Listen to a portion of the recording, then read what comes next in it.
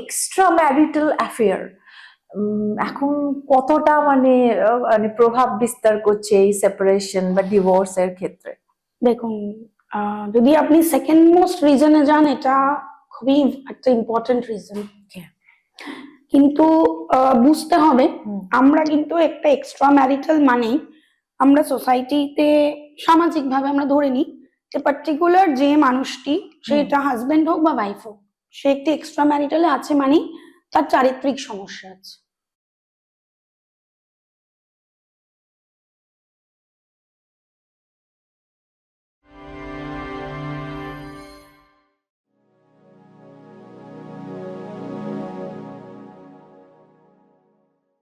আমাদের কাছে বিচ্ছেদ মানে কি? বিচ্ছেদ মানে আমরা বুঝি যন্ত্রণা। বিচ্ছেদ মানে একে অপরের থেকে বা কোনো কিছু থেকে দূরে সরে যাওয়া, নাকি বিচ্ছেদ মানে যন্ত্রণা থেকে মুক্তি পাওয়া? কথাগুলো কেন বলছি, কারণ এই বিচ্ছেদের যন্ত্রণা বা বিচ্ছেদের সঙ্গে আমরা মনে হয় সবাই কম বেশি পরিচিত। আর সেই বিচ্ছেদ, সেই সবকিছু নিয়েই আজকের আলোচনা। আলোচনাটা কি নিয়ে করব, কিভাবে করব বা কি বিষয়ের ওপর করব, সেটা ক্রমশ প্রকাশ্য। এবং যে আলোচনাটা আমি যাকে ছাড়া শুরু করতেই পারবো না, বিশিষ্ট আইনজীবী শিল্পা সেনগুপ্ত আমাদের সঙ্গে উপস্থিত আছেন। শিল্পা, অনেক অনেক স্বাগত তোমাকে। আর তুমি আশায় আমাদের এই আজকের আড্ডা সমৃদ্ধ হতে চলেছে। তো শিল্পা সেনগুপ্ত আইনজীবী, এটা একটা তোমার আইনজীবী তো সকলে, কিন্তু তার পাশে একটা ব্র্যাকেটে যেটি আছে সেটি খুব আমাদের কাছে একটু ভয়ঙ্কর বা খুব একটা খুশির জিনিস নয়। সেটা হচ্ছে ওই ব্র্যাকেটের মধ্যে ডিভোর্স, মানে ডিভোর্সের উনি সবকিছু দেখাশোনা করেন এবং যারা ডিভোর্স নিতে ইচ্ছুক বা ডিভোর্স নিয়ে এগোতে চাইছেন শিল্পার কাছে আসে। তো শিল্পা, কত বছরের কর্মজীবন? আমার অলমোস্ট 15 ইয়ার্স রানিং। 15 বছরের কর্মজীবন, 15 বছরে হয়তো 15,000 কেস দেখা হয়ে গেছে এবং বিভিন্ন মানুষ, বিভিন্ন তাদের সমস্যা। আমাকে একটা কথা বলো, মূলত ডিভোর্সের মানে কি এরকম কোনো পার্টিকুলার কিছু আছে? মানে তোমরা কি দেখো, তোমাদের কাছে এত কেসেস আসে, তো ডিভোর্স কেন হয়? বা প্রথম মানে হয় না কিছু কমন ব্যাপার থাকে, সেগুলো কি? দেখুন, সব থেকে বড় কথা হচ্ছে ডিভোর্স এখন যদি বলেন, মানে আমি লাস্ট 7 to 8 years এর হিসেব ধরে যদি চলি, তাহলে দেখা যাচ্ছে ডিভোর্সের মূলত কারণ কিন্তু হচ্ছে মা বাবাদের ইন্টারফারেন্সটা অতিরিক্ত বেশি। আচ্ছা, কারণ এটা অত্যন্ত আমার ব্যক্তিগত মতামত, সেটা একজন মানুষ হিসেবেই বলতে পারেন, একজন আইনজীবী হিসেবে বলতে পারেন। দুটো মানুষ যখন বিয়েতে বসেন, তারা ডেফিনেটলি প্রাপ্তবয়স্ক, মানে যেটা আমরা বলি অ্যাডাল্ট, কিন্তু তারা যখন সংসার জীবনে ঢুকছেন, তাদের চাওয়া পাওয়া দুটো ডিফারেন্ট মানুষ, দুটো ডিফারেন্ট ভাবে তারা বড় হয়েছেন, ফ্যামিলি ডিফারেন্ট, তাদের প্রফেশনও অনেক সময় ডিফারেন্ট থাকে, তো মতামতের ডিফারেন্স থাকবেই, পার্থক্য থাকবেই, এটা স্বাভাবিক।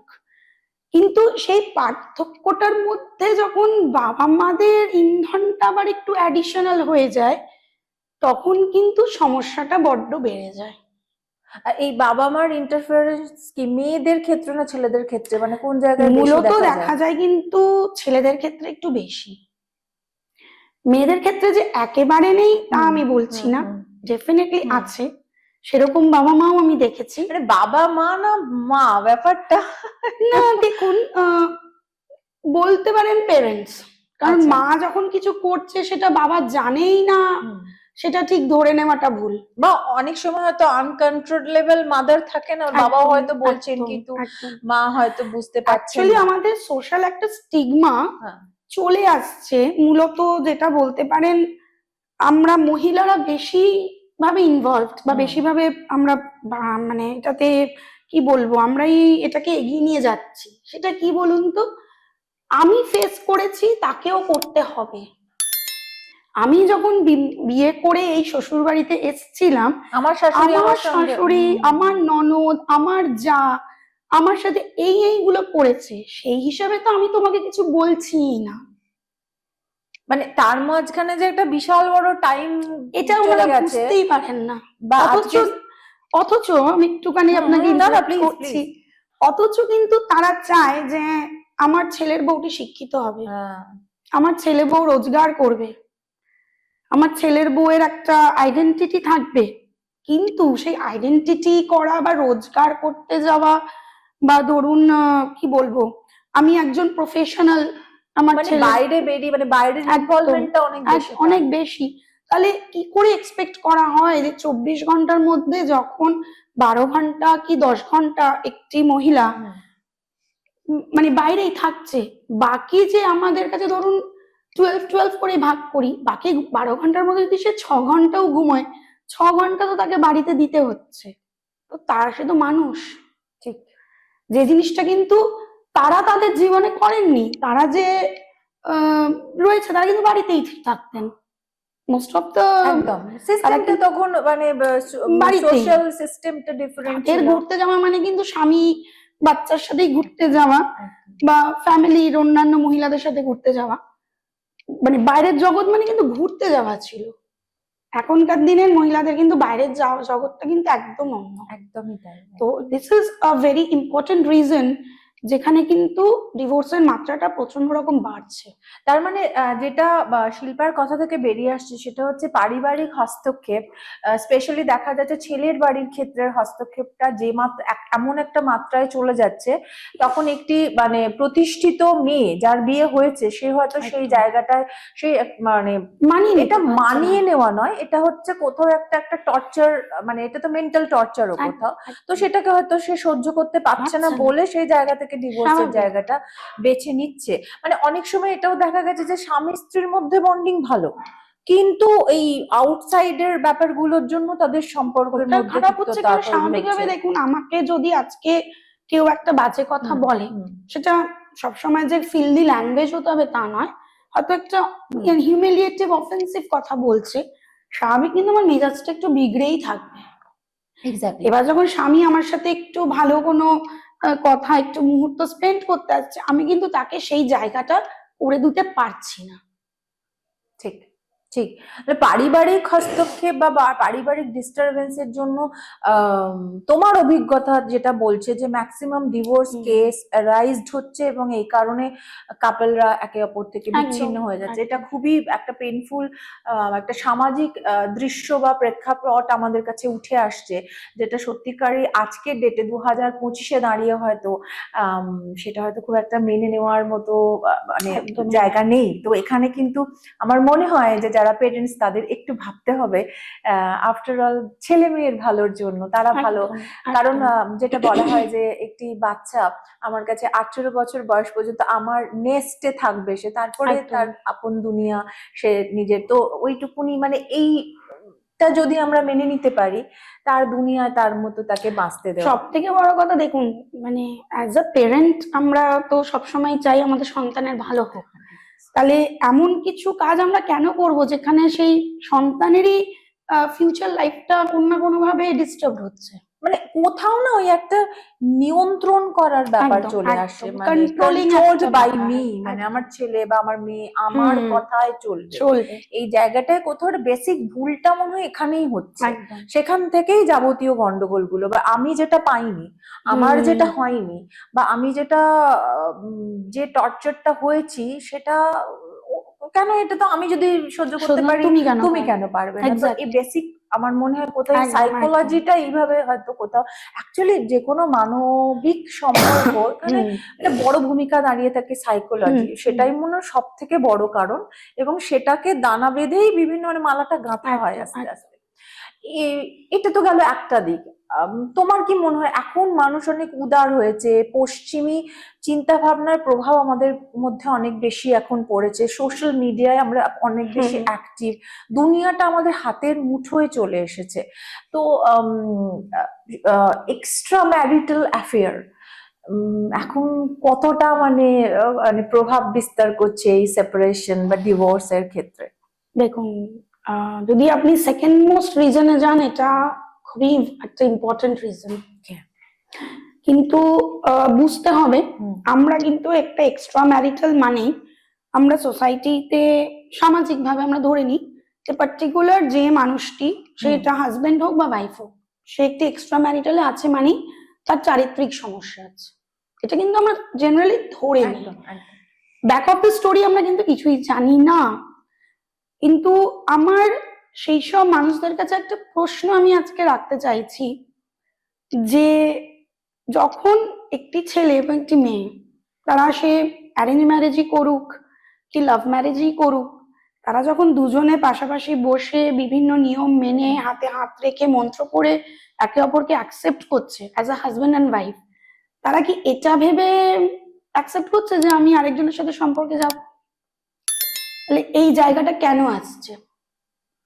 আমি একজনের সাথে সম্পর্কে আমায় যেতে হবে কেন?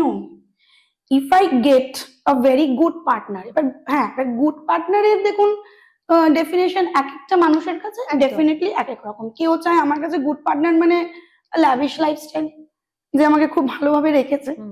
কারোর কাছে গুড পার্টনার মানে সে আমাকে দিনের শেষে 10 মিনিট হলো একটা কোয়ালিটি টাইম দিচ্ছে।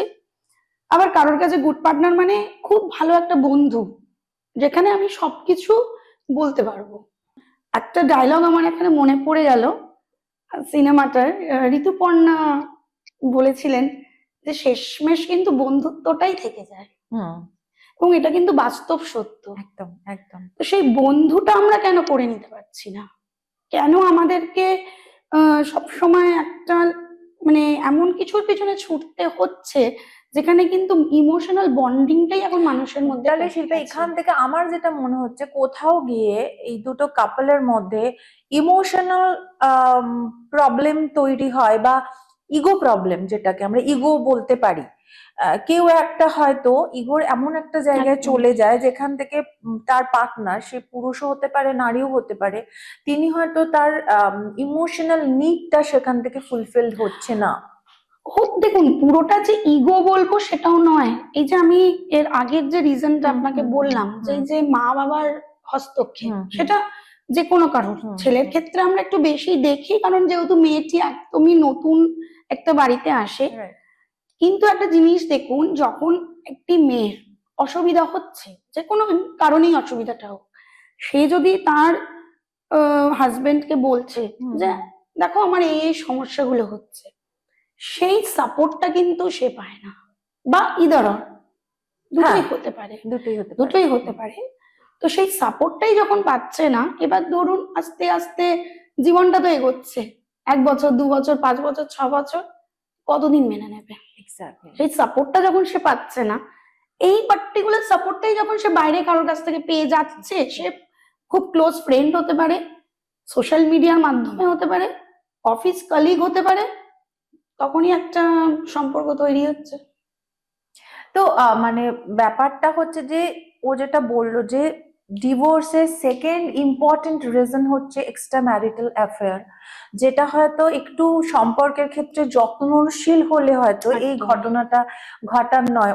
খুব ভালো একটা পয়েন্ট বলেছে যে কেউ কিন্তু ইচ্ছে করে এরকম কোনো চায় না যে আমি আমার মানে বৈবাহিক সম্পর্ক ছেড়ে আর একটি কোনো সম্পর্কের সঙ্গে জড়িয়ে পড়ি, এবং সেটা হয়তো কোথাও গিয়ে এন্ড অফ দ্য ডে একটা গিল্ট ফিলিংও হয় মানুষের মধ্যে, কি যে আমার একটা, আমি বিবাহিত কিন্তু আমি বাইরে আবার ইনভলভ উইথ আদার পার্সন, যেটা কিন্তু খুব সুখপ্রদ নয়। কিন্তু কোথাও ওই নিড গুলো, সেটা যেটা তুমি বললে যে মেন্টাল নিড হতে পারে, ইমোশনাল নিড হতে পারে, তোমার ইকোনমিক নিড হতে পারে, বা একটা ভরসার জায়গা, যেটা মানুষ সত্যি কথা বলতে যদি বলেন, মোস্ট অফ দ্য জায়গায় কিন্তু দেখা গেছে ইমোশনাল নিডের জন্যই মানুষ চায়। হ্যাঁ, মানুষ দিনের শেষে একটা হাত চায়, মানে যে আমাকে হাতটা ধরবে, বা একটা মন চায়, যে মনটার কাছে ফিরে যেতে ইচ্ছা করে, যে বিকালবেলা সন্ধ্যাবেলা চা খেতে খেতেই কথা বলি। ঠিক ঠিক ঠিক। তো এই জায়গাটা আমরা যদি একটু যত্নশীল হই, হয়তো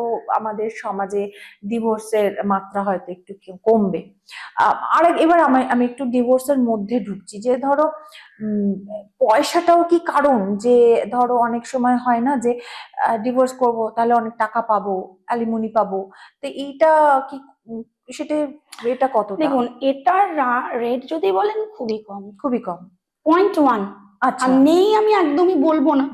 সেরকম কেসও আমরা দেখি বা দেখছি, যে একটা সম্পর্ক থেকে হয়তো প্রথম যে বিয়েটা করেছিলেন সেই বিয়েটা থেকে ভালো একটা হয়তো অ্যালিমানি পেয়েছে, then she proceed with her another marriage, সে সেকেন্ড ম্যারেজে গেছে, সেখান থেকেও হয়তো একটা অ্যালিমানি পেয়েছে। তো এটা বলতে পারেন কোথাও একটা ভেবেই ব্যবসার মতো ব্যাপার হয়ে ভেবেই গেছে। নিয়েছে যে আমি পাবোই।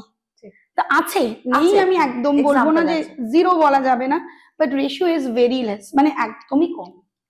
আর একটা কথা বলো যে একটি কাপল, তাদের বাচ্চা আছে, ঠিক আছে, তো কাস্টাডিটা কিভাবে ঠিক হয়, মানে কার কাছে বাচ্চা যাবে, এবং সেটা কি বয়স ভিত্তিক ব্যাপার আছে, মানে একদম দুধের শিশু যারা হয়তো এখনো সেন্স তৈরি হয়নি, আবার অনেক কাপল আছে যাদের বাচ্চা বড় হয়ে গেছে, বুঝতে শিখে গেছে, 8-9-10 বছর হয়তো বয়স হয়ে গেছে, তো কাস্টাডিটা কিভাবে ডিসাইডেড হয় যে কার কাছে যাবে বাচ্চা বা কার কাছে থাকবে? দেখুন, কাস্টাডির ব্যাপারটা যেটা হচ্ছে, মানে জেনারেলি কিন্তু কোর্ট মাকেই দেওয়ার চেষ্টা করে। মানে অত্যন্ত কোন রকম খুব খারাপ অ্যালিগেশনস প্রুফ না হলে বা মায়ের মানসিক অসুস্থতা যদি প্রুফ না হয়, তাহলে কিন্তু বাচ্চার কাস্টাডি মায়ের কাছেই কোর্ট সাধারণত দেয়। কারণ এটা কোর্ট মানে যে মায়ের থেকে বড় মানে ভালোভাবে বড় মন নিয়ে কেউ মানুষ করতে পারবে না একটা সন্তানকে। নারীর টান যেটাকে বলে। একদম। তো এবার যেটা আপনি বলছেন যে বয়স ভিত্তিক, ডেফিনেটলি, কারণ একটা দুধের শিশুকে তার মায়ের থেকে কোর্ট কখনোই আলাদা করবে না। কারণ এটা নট অনলি দ্যাট, কিছুটা বলতে পারেন মেডিকেল ব্যাপারও থাকে, যেহেতু ফিডিং এর একটা ব্যাপার থাকে। আর রইল কথা একটু বড়, মোটামুটি ধরুন 9 to 10 ইয়ার্স যখন হয়ে যায়, সেই বাচ্চার মতামত কিন্তু কোর্ট জানতে চায়। সেটা একান্তই আলাদাভাবে লার্নেড জাজ নিজের চেম্বারে আলাদা করে বসিয়ে কথা বলেন যে বাচ্চাটি কার কাছে থাকতে চায়। বাট সাধারণত যতই 9-10 বছরও হোক, সেটা হয়তো মনে হয় বড়, কিন্তু তারা কিন্তু সত্যি বড় নয়, তাদের কাছে খুব পেইনফুল, মানে তারা কিন্তু জেনারেলি দেখা গেছে আমি দুজনকেই চাই, এই আনসারটাই কিন্তু তারা দেয়। এবার সেইখানে কোর্ট নিজের বিচার বিবেচনা থেকে তখন কাস্টাডিটা যে কোনো একজন গার্জেনকে তুলে দেয়। এবার সেটা ডিপেন্ড করছে যে কি কি কারণে সে তুলে দিচ্ছে। যদি দেখা গেল যে ধরুন মায়ের কোন রকম, যেটা আমি বললাম, যে মায়ের মানসিক বা অন্য কোনো, বা মা হয়তো নিজেই নিতে চাইছে না, বা ধরুন সে এমন কোন প্রফেশনে আছে which is not healthy, ঠিক আছে, তো ডেফিনেটলি সেখানে কোর্ট দেবে সেইভাবে, মানে অ্যাজ পার সিচুয়েশন মোস্টলি মাকেই দেওয়া হয়। একদম, কারণ কাস্টাডির মূল জায়গাটাই হচ্ছে ওয়েলবিং অফ দ্য চাইল্ড। বাচ্চা কার কাছে ভালো থাকবে, বাচ্চা যেন ভালো থাকে। তো কোর্টের কাছে যদি এনাফ রিজন থাকে যে বাচ্চা তার মানে বাবার কাছেই ভালো থাকবে, তাহলে সে বাবাকেও দেবে। এক্ষেত্রে আমার আরেকটা প্রশ্ন আছে, মানে আমি এটা দেখেছি, আমার এক বান্ধবীরই হয়েছে, ডিভোর্স হয়েছে এবং তাদের কোনো ইস্যু নেই, কিন্তু দুটো পোষ্য আছে এবং সেই পোষ্য নিয়ে টানাটানি হয়েছে। মানে তার হাজবেন্ডের বক্তব্য পোষ্য আমি নিয়ে নেব, এবং আমার বান্ধবীর বক্তব্য যে না পোষ্য, মানে এইটা কিন্তু মানে আমার কাছে খুব নতুন একটা জিনিস হয়েছিল, মানে আমি এটা ভাবতেও পারিনি যে এরকম টানাটানিও হয়, পোষ্য নিয়ে টানাটানি হয় আর কি, পেট নিয়ে। তো এক্ষেত্রে মানে তোমার এরকম এক্সপিরিয়েন্স আছে? হ্যাঁ, আমার একটি কেস এরকম এসেছিল। তো তারা দুজনেই কিন্তু যথেষ্ট খুব কম এজেই বিয়ে করেছিলেন। তো তাদের এরকম দুটো পোষ্য ছিল, একটা ল্যাব্রাডর, একটা গোল্ডেন রিট্রিভার, এবং দুজনেই মানে সন্তান তুল্য ভীষণ রকম ভাবে। একদম। তো সেটা নিয়ে অনেক দিন ওদের মধ্যে এই জায়গাটা, মানে ওরা আলাদাই থাকবে, মানে এটা ডিসাইডেড যে ওরা আলাদা হয়ে যাবে, ডিভোর্স নিয়ে নেবে, কিন্তু পোষ্য কার কাছে থাকবে, পোষ্যকে তো জিজ্ঞেস করা যাবে না তুমি কার কাছে থাকবে। তো সেইখানে আমি দেখেছিলাম একটা জিনিস, ছেলেটিকে মেয়েটি বেশ কিছু টাকা দিয়েছিল। আচ্ছা, এটাও আমি দেখেছি, ছেলেটিকে মেয়েটি বেশ কিছু টাকা দিয়েছিল এবং ছেলেটি নিয়েওছে। তো সেখান থেকে আমাকে, মানে যেহেতু মেয়েটি আমার ক্লায়েন্ট ছিলেন, তো আমাকে একটা বলেছিলেন যে দেখেছেন ম্যাডাম, টাকাটাই কিন্তু আসলে মূল ব্যাপার, রাইট, নালে কিন্তু সে পোষ্যটা ছেড়ে দিয়ে টাকাটাকে চুজ করতো না। কারণ আমি তাদেরকে এটাও সাজেস্ট করেছিলাম যে দুজন তো, তুমি একটা নিয়ে নাও আর একজন একটা নিয়ে নিক, অসুবিধার তো কিছু, দুজনেরই দুজনকেই চাই আর কি। হ্যাঁ, না না, অ্যাকচুয়ালি চাওয়ার থেকে বড় কথা এই ক্ষেত্রে বোঝা গেছিল যে ছেলেটি মানে টাকার প্রতি ইনক্লাইন্ড বেশি। রাইট, এটা this is one type of emotional blackmailing. ছেলেটি জানতো যে মেয়েটি দিতে পারবে, তার কাছে সেই রকম ফান্ড আছে, আর পোষ্যর প্রতি সে সাংঘাতিক দুর্বল, প্রচন্ড, মানে ভীষণ রকমই তার একটা অন্য ইমোশন ছিল। কারণ সে আমার কাছে আমার চেম্বারে সে কান্নাকাটি করে গেছে। তো মানে এটা যারা দেখছেন আজকে আমাদের এই শোটি, এরকম পোষ্য নিয়েও যে টানাটানি হয় একে অপরের মধ্যে, এবং সেটা এই যে মানি সেটেলমেন্টের দ্বারা নিষ্পত্তি হয়, এটাও একটা নতুন জিনিস কিন্তু জানা গেল। আমিও জেনেছিলাম, আমার এক বান্ধবীর আমি যেটা বললাম যে সেম জিনিস হয়েছিল। এবার আমাকে আর একটা কথা বলো যে আমরা জানি যে এই ডিভোর্স কেসগুলো এগুলো ইয়াং এজেই হয়। এখন কিন্তু দেখা যাচ্ছে এজ অফ 60, এজ অফ 55 আরো পরে গিয়েও ডিভোর্স হচ্ছে, যেটা পশ্চিমী দুনিয়ায় আমরা দেখতাম, এখন কিন্তু আমাদের এখানেও দেখা যাচ্ছে। তো এইটার তোমার কাছেও নিশ্চয়ই এই ধরনের কেসেস এসেছে। এত বছর বাদে, এতগুলো যুগ একসঙ্গে কাটিয়ে ফেলার পর হঠাৎ বয়সকালে এসে মানুষ কেন ডিভোর্স চাইছে? ওই যে শেষ বয়সটা একটু শান্তিতে থাকি, শেষ জীবনে যে কটা দিন আছে একটু শান্তিতে থাকি। তো সেটা প্রথমে কেন তারা করলেন না? দেখুন, প্রথমে করলেন না কারণ এখানে অনেকগুলো রিজন আছে, যেটা আমার মনে হয়েছে। এক, যদি আপনি ধরে নিন যারা ধরুন 50 ইয়ার্স এজে এসে করছে, মানে আমি যদি অ্যাপ্রক্সিমেট ধরি 30 ইয়ার্সে তারা বিয়ে করেছে, ঠিক আছে, তো 20 ইয়ার্স ব্যাকে লাইফ ওয়াজ ডিফারেন্ট। সেই সময় ডিভোর্স মানে একটা ট্যাবু, মানে সাংঘাতিক ছাপ পড়ে গেল আর কি। সাংঘাতিক ব্যাপার, ঠিক আছে। তো ওই ফ্যামিলি, যে সোসাইটি কি বলবে, ফ্যামিলি কি বলবে, রিলেটিভস কি বলবে। সেকেন্ড যেটা রিজন, তখন কিন্তু মানুষ কোথাও হলেও একটু হলেও বাচ্চা নিয়ে ভাবতো যে আমাদের ভালো থাকার জন্যে বাচ্চাটা হয়তো অনেক রকম ভাবে হ্যাম্পার হবে। তো তারা কিন্তু সেই টাইমটা হয়তো ওয়েট করেছে যে আমার বাচ্চাটা একটু দাঁড়িয়ে যাক, একটু সেটেল হয়ে যাক। আর 20 ইয়ার্স ব্যাক যদি ভাবেন, most of the women they were non working. তো স্বাভাবিকভাবে কোনো মা চাইবে না যে আমার বাচ্চাকে আমি খারাপ ভাবে বড় করি। একটা সামাজিক প্রেসার এসে যাবে বাচ্চার ওপর, যে প্লাস পড়াশোনা, আমি তো কাজই করি না, আমি বাচ্চাটিকে কিভাবে মানুষ করব। তো আমার সুখ শান্তির জন্য আমার বাচ্চার ফিউচারটা নষ্ট হয়ে যাবে, এইটা একটা ভাবাটাও 20 ইয়ার্স ব্যাক ওয়াজ পাপ, ইট ওয়াজ লাইক আ সিন। তো সেইখানে দাঁড়িয়েই অনেক মায়েরা, আমি মায়েরাই বেশি করে বলবো, তারা কিন্তু মানিয়ে নিয়েছেন যে কোনোভাবেই এখন বেরোনো যাবে। সামাজিক ব্যবস্থাটাও আমার মাটার সময় শুনেছি যে অনেক হয়তো কারোর বাড়িতে হয়তো গন্ডগোল হচ্ছে থেকে একটু একসঙ্গে থাক, আস্তে আস্তে উইথ টাইম সব ঠিক হয়ে যাবে, এই করে করে আর কি। ঠিকটা কিন্তু হয়নি, টাইমটা চলে গেছে আর কি এই করতে করতে। তো তখন তারপরে সেই এজে এসে তখন তাদের মনে হচ্ছে যে চলো এবার। হ্যাঁ, ওই যে বললাম যে this is a taboo, it's a social stigma হয়ে গেছে, যে মানে জেনারেলি এই জিনিসগুলো খুব common in a middle class ফ্যামিলিতে, যে ও হয় একটু নতুন নতুন তো একটু মানিয়ে নিতে সময় লাগে, ঠিক হয়ে যাবে। আমরাও দেখ অনেক কিছু মানিয়ে নিয়েছি, দেখ একটা বাচ্চা নিয়ে নে, সব ঠিক হয়ে যাবে। এবার এই যে সন্তানটিকে নিয়ে আসলো পৃথিবীতে, পুরো ব্যাপারটা আরো ওয়ার্স, মানে আরো প্যাঁচে পড়ে গেল আর কি, পুরো ব্যাপারটা ওয়ার্স। কারণ একটি সন্তান প্রতিদিন কি দেখে বড় হচ্ছে, আমার মা বাবা চুলোচুলি করছে, আমার মা আমার বাবাকে খারাপ কথা বলছে, আমার বাবা আমার মাকে অসম্মান করছে, এবং ultimately the marriage is not working. এইটা দেখেই কিন্তু সে বড় হচ্ছে, স্ট্রেসফুল চাইল্ডহুড, যেটা খুব খারাপ একটি বাচ্চার জন্য। এবং মাও তখন বেরিয়ে আসতে পারছে না, কারণ মা জানে আমি এখন বেরিয়ে আসলে আমার বাচ্চা কিভাবে মানুষ হবে। হ্যাঁ, কারণ তার economically she is not strong, তারপরে সামাজিক ভাবে একটা ট্যাবু একটা আছে, সব মিলিয়ে মানে মাটি দুর্বল। যেটা বড় কথা হচ্ছে, তাকে তার ফ্যামিলি মেনে নেবে না, মানে বাপের বাড়ির লোকজন করবে না, হ্যাঁ, তাকে ফিরিয়ে আনবে না, তো সে কোথায় গিয়ে থাকবে। ঠিক ঠিক ঠিক।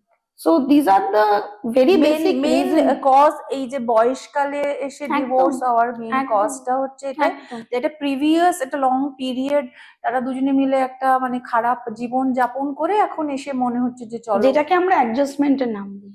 Right, right.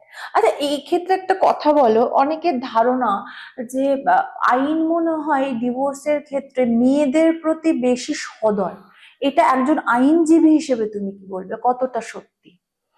আমি বলবো 99% সত্যি। আচ্ছা। এবং আমার খুব দুঃখ হয়, খুব কষ্ট হয়, আমি ওপেন জায়গায় বলছি যে আমাদের ইন্ডিয়ান লটা relating to matrimonial issues reform করাটা খুব দরকার এবং ইমিডিয়েটলি দরকার। আচ্ছা। কারণ হাজবেন্ডের প্রতি কিন্তু কোনো রকম আইন নেই।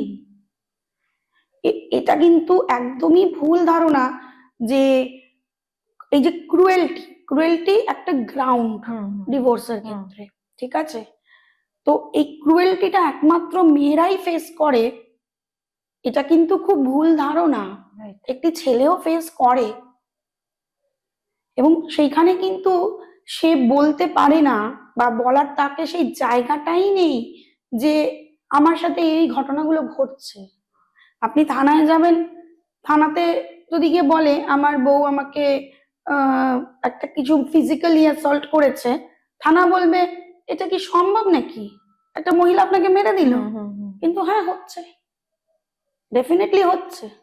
সে নিজে মারছে না, সে বাড়ির লোকজনকে নিয়ে এসে, ভাইকে, বাইরের কোনো বন্ধুকে, এবার এমন কাউকে এনে থ্রেট করিয়ে দিয়ে যাচ্ছে, হচ্ছে। তাহলে তারা কোথায় যাবে? তারা কি মানুষের পর্যায়ে পড়ছে না? মানে আমরা তো বলি law is for all, right, but definitely inequality is always there. তাহলে ইন্ডিয়ান যে এই যে ডিভোর্স বা এই ধরনের যে টর্চারের উপর যে ল গুলো আছে সেটা মানে ইকুয়াল হওয়াটা ভীষণ জরুরি, তোমার মনে হয় তোমার জায়গা থেকে? তো 100% মানে আজকে আমাদের যেটুকুনি সময় ছিল আমরা এই যে ডিভোর্স যে একটা সামাজিক একটা প্রেক্ষাপট আমরা তুলে ধরার চেষ্টা করলাম, অনেক কিছু তার মধ্যে থেকে বেরিয়ে এলো এবং সেখান থেকে অনেক প্রশ্ন কিন্তু উঠে এলো যে যেগুলো রেকটিফিকেশনের দরকার আছে, আরো বেশি একটু জেনারেলাইজ হওয়া উচিত জিনিসটা, কোনো পার্টিকুলার জেন্ডারের উপর বেস না করে। তো Shilpa, thank you so much, খুব ভালো লাগলো তোমার সঙ্গে সময় কাটিয়ে, আমি অনেক সমৃদ্ধ হলাম, আমি জানি আজকে হয়তো যারা দেখছেন তারাও হয়তো অনেক কিছু নতুন জানতে পারলেন। খুব ভালো থেকো এবং এরকম মানবিক আইনজীবী থেকো, আমাদের পাশে থেকো। Thank you so much. আর আপনাদের কাছ থেকে আজকের মতো বিদায় নেব, কিন্তু এই ধরনের আরো অনেক বিষয়বস্তু উঠে আসবে, আমরা আবারও ফিরে আসব, আমি আবার ফিরে আসব আরো অনেক এই ধরনের আড্ডা নিয়ে। ভালো থাকবেন, সুস্থ থাকবেন।